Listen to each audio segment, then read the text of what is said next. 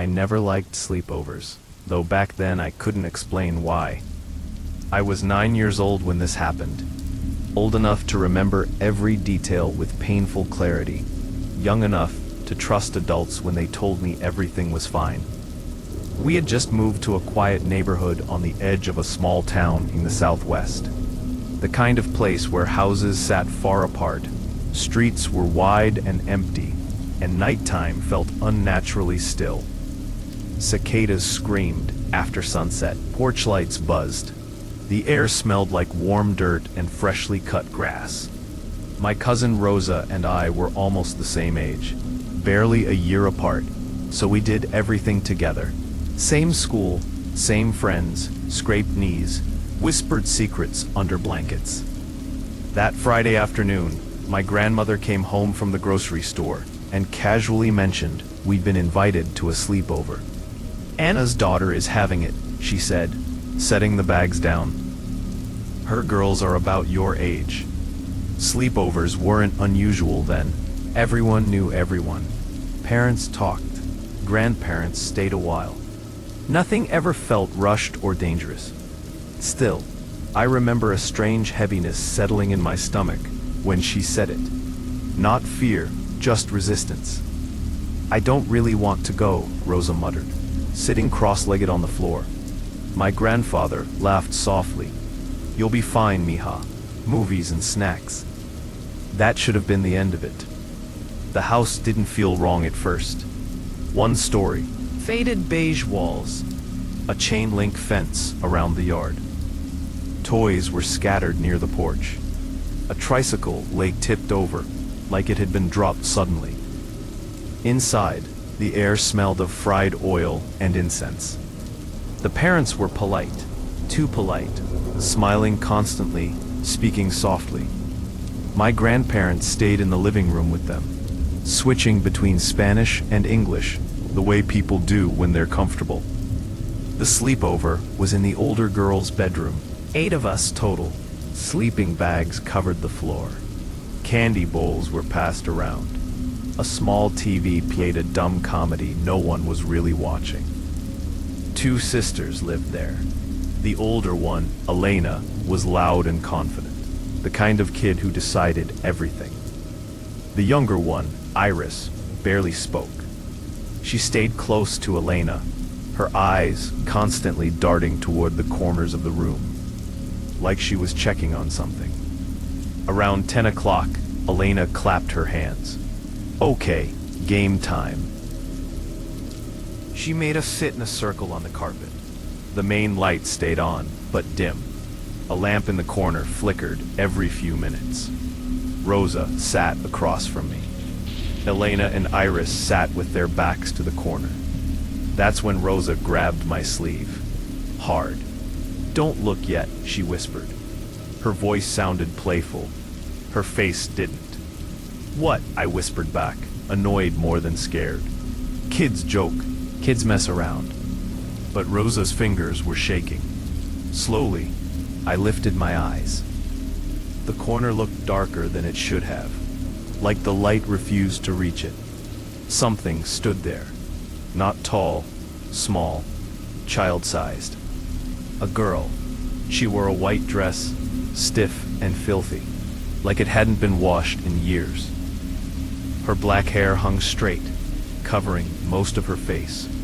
Her arms dangled too long at her sides. She didn't move. My chest locked up. "Rosa," I whispered. "I see her."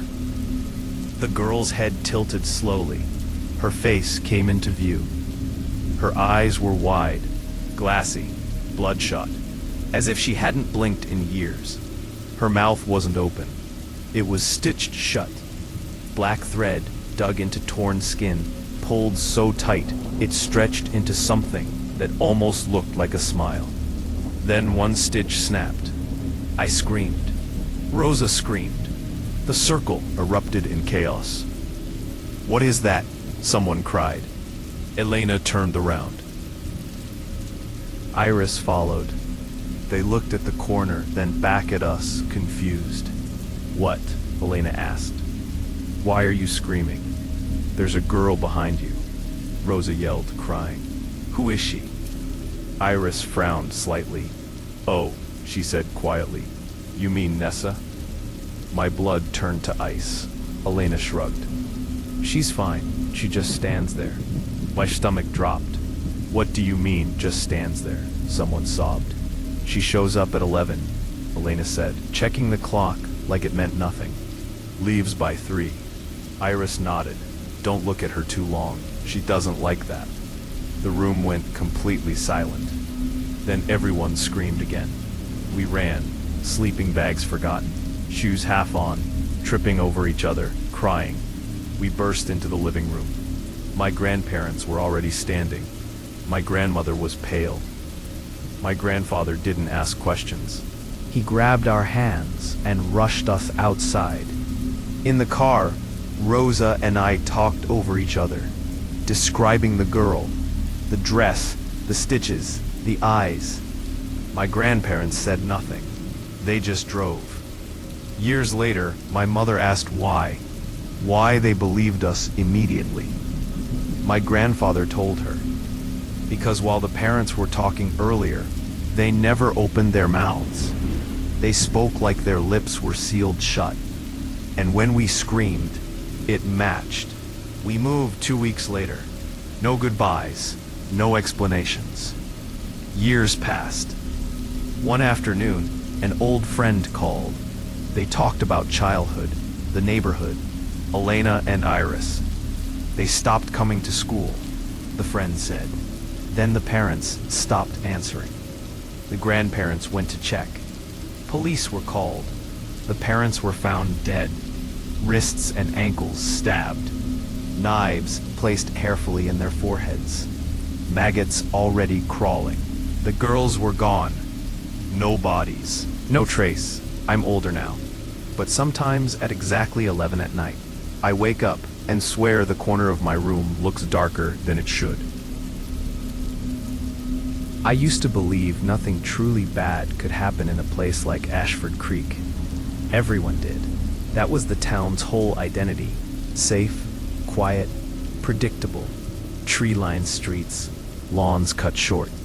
Friday night football games where half the town showed up, whether they cared about the score or not. Neighbors waved, even if they couldn't remember your name. Parents didn't lock their doors until bedtime. Kids stayed out on their bikes until the streetlights flickered on. I'd lived there my entire life, 15 years, and the worst thing I'd ever witnessed was a drunk guy yelling at no one outside the gas station. So when people ask me now why I didn't notice the warning signs, why I didn't leave sooner, why I ever stepped foot inside his house, that's why. Evil doesn't announce itself in towns like Ashford Creek. It blends in. At the time, I was 15, a sophomore. Average in every way. Not popular, not bullied. I played JV basketball, worked weekends at my uncle's auto shop, and argued with my mom about my messy room. My dad worked long hours, fell asleep on the couch watching reruns. Normal life. I wasn't chasing excitement or trouble. I was just trying to get through school without wrecking my future. That part matters, because people like to believe victims make reckless choices. I didn't. I made a kind one. He showed up on a Monday in mid-October. Cold mornings, dead leaves everywhere, gray skies that made the town feel smaller. During second period, the teacher cleared her throat. "Class, we have a new student joining us. This is Caleb Rohr." He stood by the whiteboard, shoulders hunched, hands swallowed by the sleeves of a faded hoodie. Shorter than most guys, thick around the middle, like his body hadn't caught up with itself yet. His hair was buzzed unevenly. Not messy, not styled, just wrong. "Hey," he said. That was it. A few kids snickered. Someone whispered behind me. Caleb didn't react. He stared at the floor until the teacher pointed him to a desk, right behind mine. I felt his eyes on the back of my neck the entire class. By lunch, the school had already decided who he was. Creepy. Doesn't blink. Smells like old clothes. Kids are cruel. but they're observant. Caleb barely spoke, and when he did, it was either too quiet or too intense. He stood too close, asked questions that didn't quite fit. By Friday, he ate alone. Everyone avoided him. Everyone except me. I'd transferred schools once before. New town, new faces, same loneliness. So when I saw him in the cafeteria, pushing food around with a plastic fork, something twisted in my chest. I sat across from him. "Hey, mind if I sit here?" He looked up like I'd startled him. "No, yeah, it's fine. Questions about classes, teachers, normal stuff." I asked if he liked it here. He shrugged. "People keep their distance. I'm used to it." He didn't sound sad, just resigned. That bothered me. Over the next week, we talked more. He liked old horror movies, the slow ones, the kind where nothing happens for a long time. "They feel real," he said once, like things that could actually happen. He asked strange questions. Did I believe in second chances? Did parents owe their kids everything? Were some people just broken? I laughed it off, told him he thought too much. He smiled, a tight, strange smile. On Friday afternoon, with lockers slamming and weekend energy buzzing through the halls, he asked. "My guardians are out tonight," he said, gripping his backpack straps. "You want to come over? We could play games, sleep over." I hesitated. "Where do you live?" Hollow Bend Road. That street was old. One of the first neighborhoods in town. Houses that looked like they were sinking into the ground. I should have said no. Instead, I said yes. I biked over at sunset. Cold leaves and wet pavement filled the air. Streetlights flicked on one by one as I pedaled deeper into Hollow Bend. His house sat at the very end. Windows dark, porch light dead, old furniture scattered across the yard, like it had been thrown there in anger. I stood there too long, my gut screaming at me to leave. Then the door creaked open. "Oh, you made it," Caleb said. Inside smelled like dust and metal. No photos, no family pictures, just bare walls and strange paintings, thick black lines, jagged shapes, red streaks that felt too intentional. "Your guardians?" I asked. "Out," he said quickly. "They won't be back tonight." That was my second chance to leave. I didn't. We played video games, ate frozen pizza straight from the box. For a while, it almost felt normal. Almost. Caleb kept glancing toward the hallway, like he was listening for something.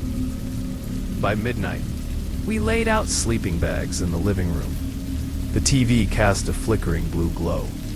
"Hey," he said suddenly, staring at the ceiling. "You ever think about how easy it is to hurt someone?" I laughed nervously. "Dude, what kind of question is that?" He didn't laugh. "People think it's hard," he said quietly, like it takes something special. It doesn't. People are fragile. You push in the right place, they fall apart. I rolled away from him. "Can we not do the creepy stuff? I'm tired." After a pause, he said, "Yeah, sure." The TV clicked off. Darkness filled the room. I lay awake, listening. Pipes ticking, wood settling. Somewhere deeper in the house, something thumped softly. Caleb's breathing sounded wrong, too controlled, too quiet. Eventually, exhaustion won. I woke up to a feeling, not a sound, not movement, just certainty. I wasn't alone. Caleb stood over me, holding a metal pipe raised above his head. His arms shook, not with weakness, but excitement. His face looked alive, eyes wide. A grin stretched so tight it looked painful. I couldn't move, couldn't breathe. After what felt like forever, he lowered the pipe and sat cross-legged on the floor. That's when I noticed the drawing board leaning against the couch. He began to draw 2 figures on the ground, limbs bent wrong. A third standing over them, holding a pipe. This wasn't imagination. This was memory. "You're awake," he said gently. "I saw you stir while I was working." "Working?" I whispered. My fingers twitched toward my phone. "Too slow," he said, grabbing my wrist in an instant. His grip was iron. "You're not calling anyone. I'll do to them what I did to mine," he said calmly. My blood froze. "Where are your guardians?" "Gone." He dragged me down the hallway and shoved me into a small room. The lock clicked. I heard windows being secured. Metal scraping. "Gotta make this quick," his voice called. I smashed the window with a chair. Glass tore into my arms. I didn't care. I climbed through as he screamed in rage behind me. I ran. Empty streets. Burning lungs. His footsteps thundered after me, yelling my name. I didn't turn around. I ran until I saw my house, lights blazing. I pounded on the door, bleeding and hysterical. "He's trying to kill me," I gasped. The police searched his house that night. Caleb was gone. No guardians, no bodies, just disturbing drawings and stains they couldn't confirm. Weeks later, they found him hiding in an abandoned property, taken into custody. No charges, no closure. A month later, a letter arrived in our mailbox. No stamp. Just my name. Inside, one sentence. "If you wanted to meet them so badly, I don't do sleepovers anymore. I don't trust kindness without instinct. And sometimes, late at night, when everything is quiet, I swear I hear footsteps outside my window, waiting,